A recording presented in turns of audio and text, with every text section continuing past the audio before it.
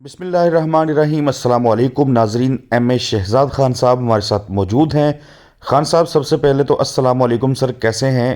بلہ P T I کو واپس مل چکا ہے، کیا یہ برقرار رہے گا یا الیکشن کمیشن اس فیصلے کو چیلنج کرے گا؟ ہونے کیا جا رہا ہے ملک کی سیاسی منظرنامے کے اوپر تفصیل سے بتائیں۔ جی بسم اللہ جی، وعلیکم السلام۔ اللہ پاک کا بڑا کرم، شکر الحمدللہ۔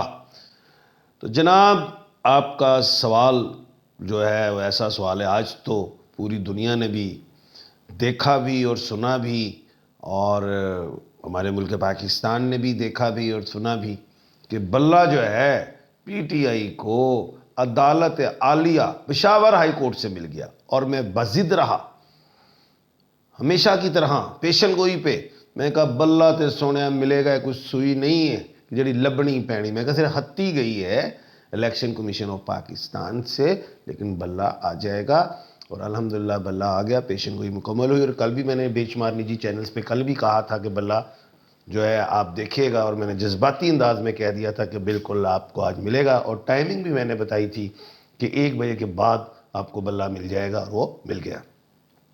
اب بات یہ ہے، چلو وہ تو ہوگی پیشن گوئی، لیکن میں نے ایک بات اور بھی کی تھی کہ میں نے کہا تھا کہ پی ٹی آئی کی جو لیگل ٹیم ہے ان کو عدالت عالیہ کا انتظار کرنا چاہیے، پشاور ہائی کورٹ کا 9 تاریخ کا اس میں فیصلہ آ جائے گا، تو اس کے بعد ان کو سپریم کورٹ آف پاکستان جانا چاہیے۔ اور ویسا ہی ہوا کہ 9 تاریخ والا فیصلہ جو تھا، 9 تاریخ بڑی خان کے لیے لکی تھی، پورے ڈیجٹ اس ڈیٹ کو کاؤنٹ کرو تو وہ بھی لکی تھی، اور دن بھی وہ منگل کا تھا، نوٹسز ہوئے، اور 10 تاریخ کو، اور جو ہے اگر ہم دیکھیں 10 تاریخ تھی، اور اس میں وہ بھی خان کے لیے لکی ہوا، اور ڈیجٹ جو تاریخ کے ڈیجٹ کاؤنٹ کرے تو وہ بھی 10 بنتے ہیں، اور ایک 2 بنتا ہے، اور میں نے ہمیشہ کہا ہے کہ خان کے لیے 2، 7 اور 9 لکی نمبر رہے۔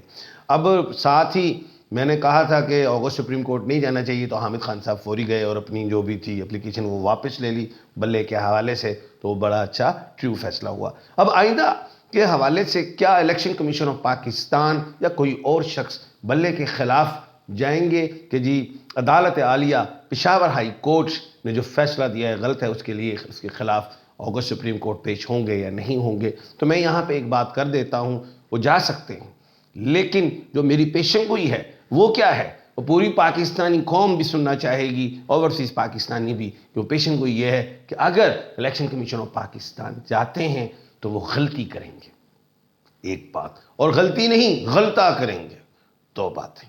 تیسری چیز، بلہ میں نے پہلے بھی کہا تھا 50% آپ کو وہ جو کے پی کے ہائی کورٹ سے، پشاور ہائی کورٹ سے، عدالت عالیہ سے مل جائے گا، اور 25% جو ہے وہ اگست سپریم کورٹ سے۔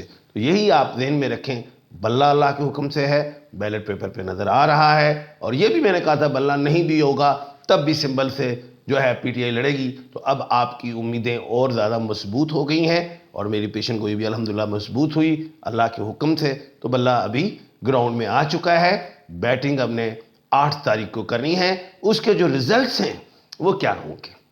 سب سے پہلے جو ہے کل ٹکٹس بانٹی جا رہی ہیں، پی ٹی آئی بھی جو ہے ٹکٹس دے گی، جس میں کچھ اختلافات سننے میں آ رہے ہیں، لیکن میں سمجھتا ہوں وکلا حضرات کو زیادہ ٹکٹس ملیں گی۔ جو میں نے شروع سے کہا ہوا ہے کہ ابا بیلے جو ہیں، وہ جو کالے کوٹ ہیں، خان تیرے ووٹ ہیں، کالے کوٹوں کو زیادہ ٹکٹس ملیں گی، کیونکہ یہ الیکشنز اچھے طریقے سے لڑنا جانتے ہیں۔ میں نے یہ بھی کہا تھا 1 سال میں 3 دفعہ یہ الیکشنز لڑتے ہیں، مکمل ٹرینڈ ہیں۔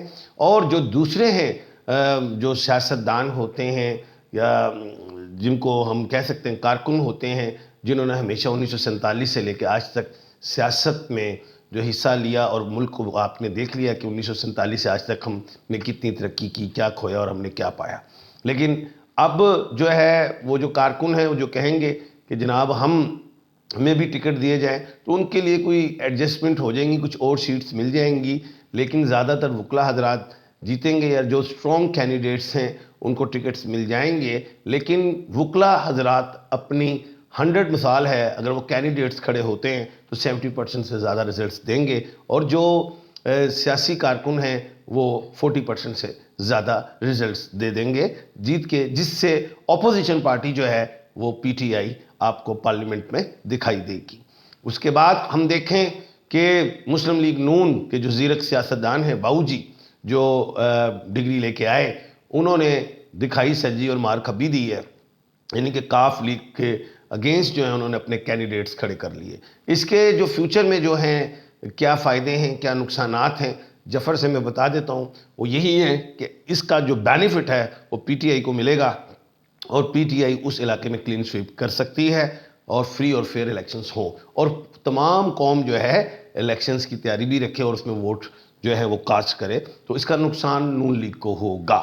تحریک استحکام کے حوالے سے ابھی تک اتنا بڑا شیک ہینڈ نہیں ہوا، گو کہ میں نے پیشن گوئی یہ کی ہوئی ہے کہ پی ڈی ایم پارٹ 2 آنے جا رہی ہے، اور پی ڈی ایم پارٹ 2 ہوگی تو جناب میاں نواز شریف صاحب یا نون لیگ سے کوئی بھی، وہ اگر شہباز شریف صاحب کو کھڑا کر دیتے ہیں، خود ہوتے ہیں وزیر اعظم، تو محترمہ جو ہے مریم نواز صاحبہ کو لازمی وہ یہی چاہیں گے کہ وہ پنجاب کی وزیر اعلیٰ ہوں، یا ان کے ہاتھ میں پنجاب بھی ہو اور وفاق بھی ہو، تو جو وہ میں سمجھتا ہوں وہ کافی حد تک اپنے ہاتھ میں مضبوط گیم کر چکے ہیں۔ ایک اور اہم پیشن گوئی میری پوری ہوئی، جو میں نے کہا تھا کہ 15 جنوری کے بعد جو ہے نون لیگ مضبوط دکھائی دے گی اور وہ جلسوں میں آئے گی، اور انہوں نے اعلان بھی کر دیا غالباً کہ 17 تاریخ سے باؤ جی جو ہیں میاں محمد نواز شریف صاحب وہ الیکشنز وہ جلسوں میں حصہ لیں گے۔ اس کے بعد میں نے ایک بات کی تھی کہ جو وکلا حضرات ہیں، شیر افضل مروت صاحب اور گوہر صاحب کے حوالے سے کچھ تنازعات آئے تھے، اور جو ٹریول ہوئی گفتگو، تو میں نے کہا یہ ایسی بات نہیں ہے، یہ ساری صلح ہوگی، اور آپ نے دیکھا وہ صلح کی طرف چلے گئے ہیں۔ اور شیر افضل مروت صاحب کیا وہ بھی جلسے کرتے دکھائی دیں گے کہ نہیں؟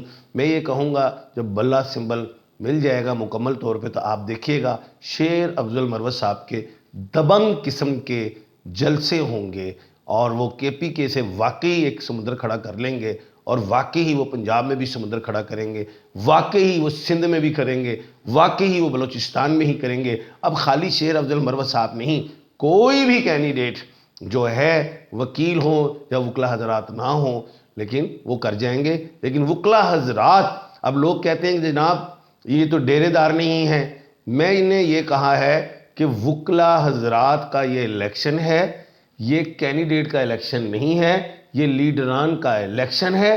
میں ایک سال سے بھی کہہ رہا ہوں کہ کوئی معذور شخص بھی ہو جو بول سکتا ہو، دماغی بھی ٹھیک ہو، تو وہ بھی جیت جائے گا۔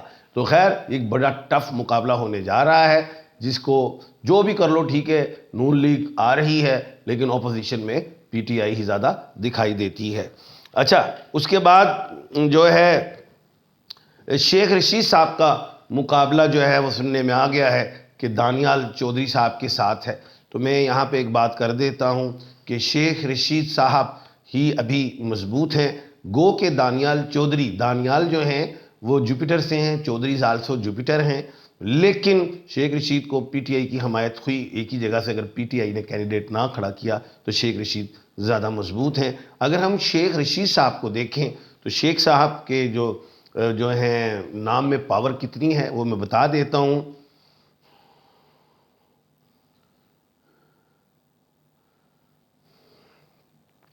1/9 کے کھانے کے مالک ہیں، بڑا اہم نمبر ہے، اور یہ ڈیجٹ 8 کو کراس کر گیا ہے، تو میں سمجھتا ہوں وہ ٹھیک ہے۔ اور جبکہ دانیال چودھری صاحب جو 1/12 کے کھانے کے مالک ہیں، دونوں طرف جوپیٹر ہے، کڑاکے دار میچ ہے، اس میں بھی کوئی شک نہیں ہے، لیکن جو زیادہ امکان شیخ صاحب کے بن رہے ہیں۔ بلاول بھٹو صاحب کے حوالے سے بات جو ہے، بلاول بھٹو صاحب نے کہہ دیا کہ جی لاہور جو ہے وہ بھٹو صاحب کا ہے، بھٹو شہید کا ہے۔ جناب لاہور تو پورے پاکستان کا ہے، لیکن میں یہ کہہ دوں لاہور لاہوریوں کا ہے۔ انہوں نے ایک بات کر دی کہ کھلاڑی کا نہیں ہے، کسی بزنس مین کا نہیں ہے۔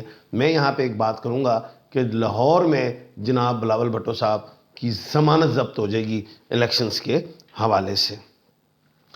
اس کے بعد جو ہے دہشت گردی کے حوالے سے مولانا صاحب زیادہ مشکلات میں ہیں، اور وہ افغانستان پھر گئے ہیں کیونکہ وہ کہہ رہے ہیں مجھے وہ ماحول نہیں مل رہا۔ تو صدارت کی جو سیٹ ہے وہ ان کی ذرا کمزور ہوتی جا رہی ہے، اور ابھی وہ کمزور پچ پہ ہیں۔